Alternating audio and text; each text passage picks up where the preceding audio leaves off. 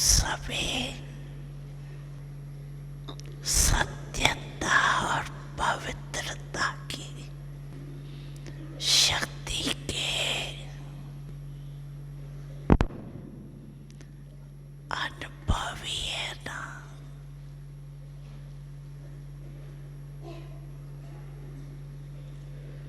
है अनुभवी, अनुभवी है।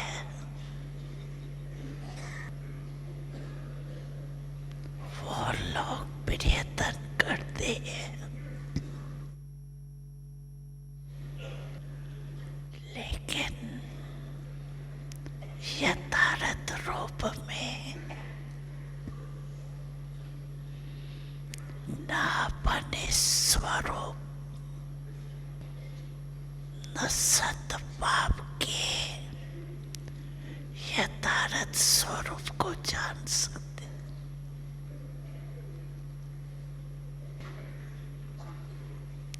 और आप सबने इस समय के अनुभव द्वारा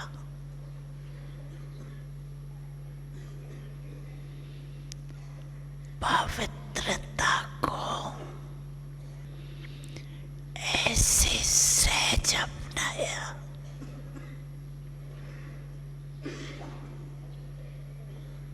जो इस समय की प्राप्ति का प्रारब्ध देवताओं की पवित्रता नेचुरल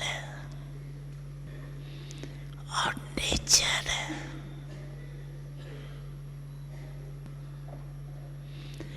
ऐसे नेचुरल नेचर का अनुभव आप भी प्राप्त करते हैं।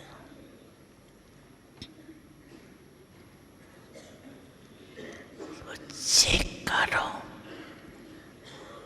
कि पवित्रता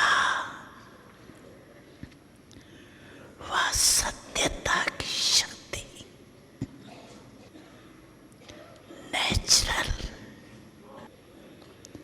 नेचर के रूप में बने हैं।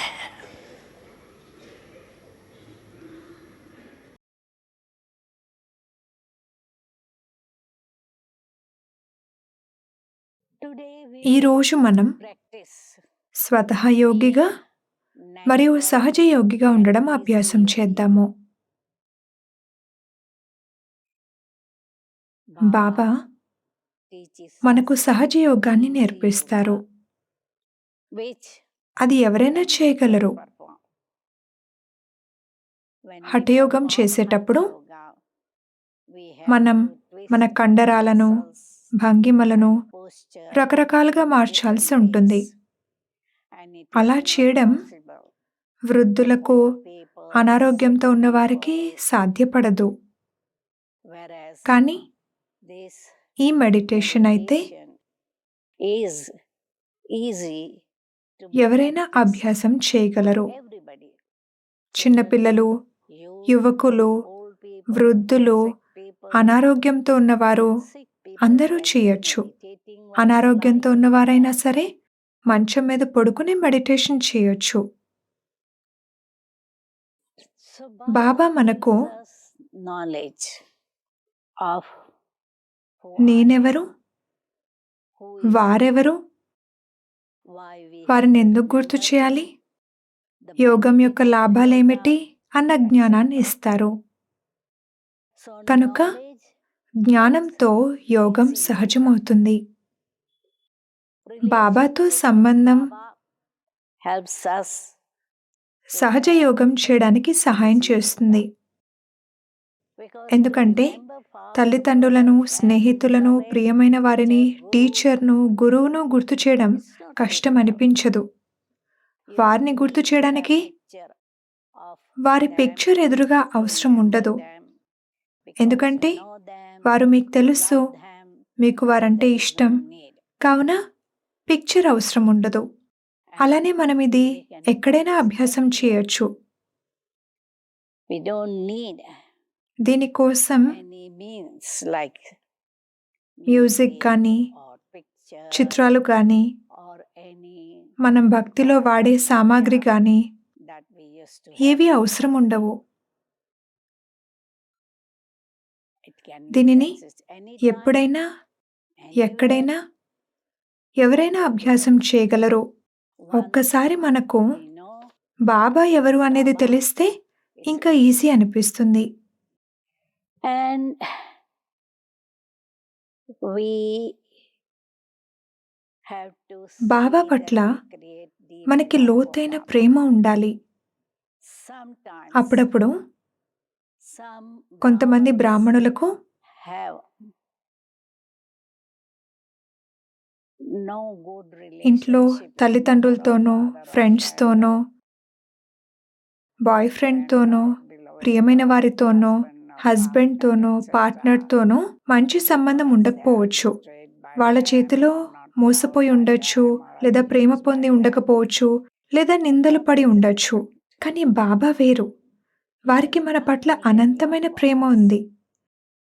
and నిస్వార్థమైన Prema unconditional love. ఉంది.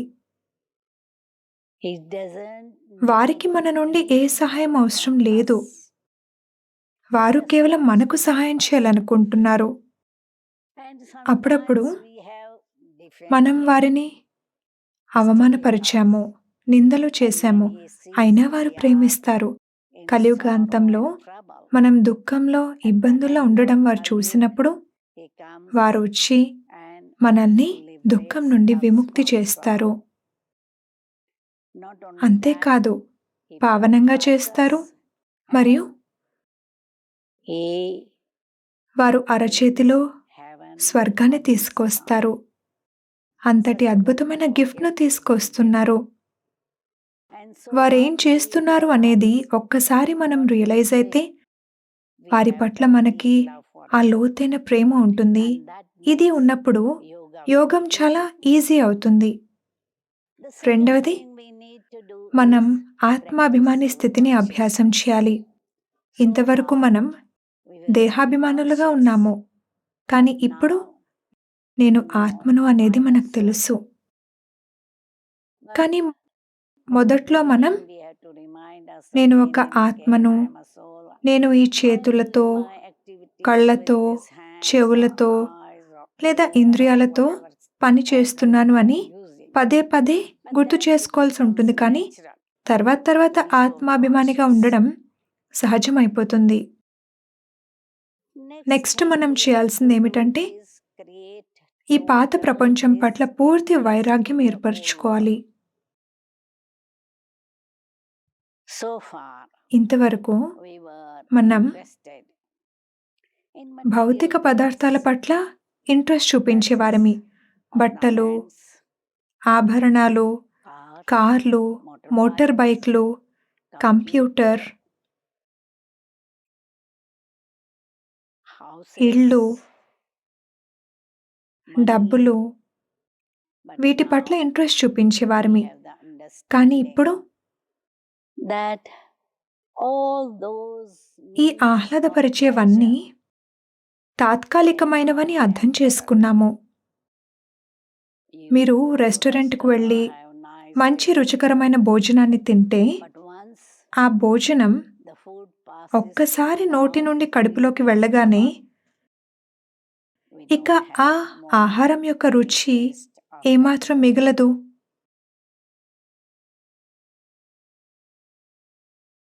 So కావున we బంగారు యుగం know ఎలా ఉంటుంది అనేది what ఇప్పుడు will మనకు be తెలుసు. golden age.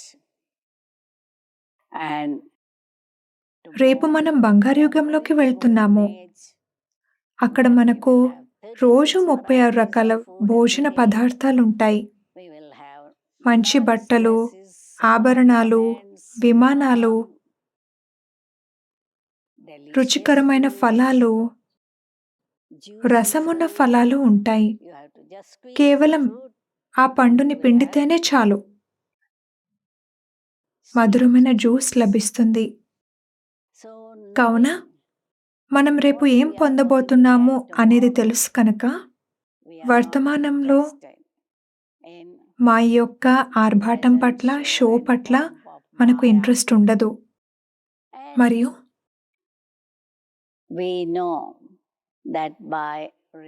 బాబాను గుర్తు చేయడంతో మనం 21 జన్మలకు భాగ్యాన్ని తయారు చేసుకుంటున్నామని మీకు తెలుసు. కావున సగం జన్మ యొక్క త్యాగం, దానికి ప్రతిఫలంగా 21 జన్మల ప్రాప్తి. మరి మనం ఎందుకు చేయకూడదు?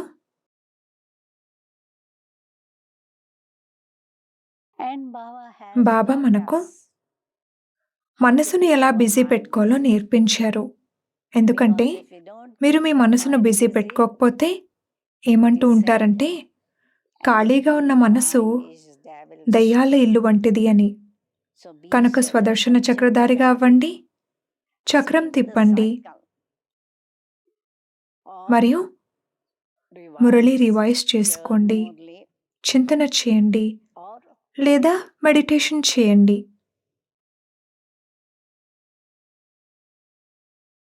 అంతేకాక మనం ఏకాంతం పట్ల ప్రేమను పెంచుకోవాలి.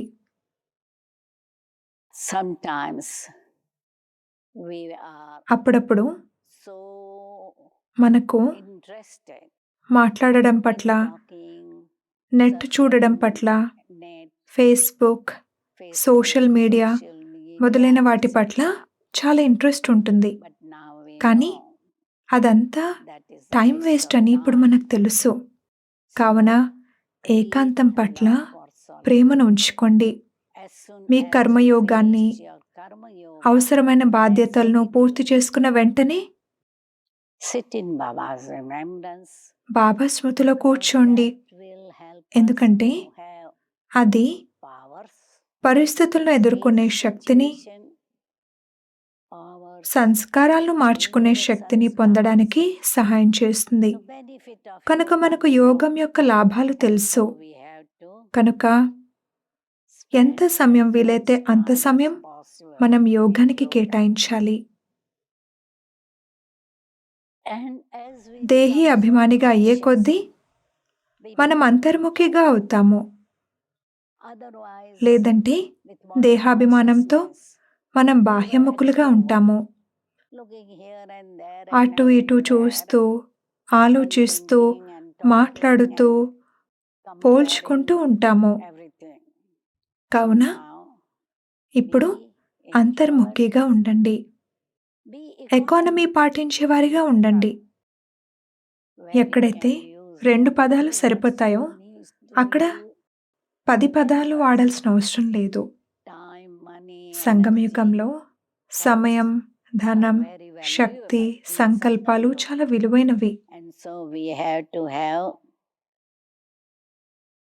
కావున ఏవి వేస్ట్ చేయకుండా అటెన్షన్ పెట్టాలి. సారంలో చెప్పగలిగిన చోట విస్తారంలోకి వెళ్లకుండా అటెన్షన్ పెట్టాలి.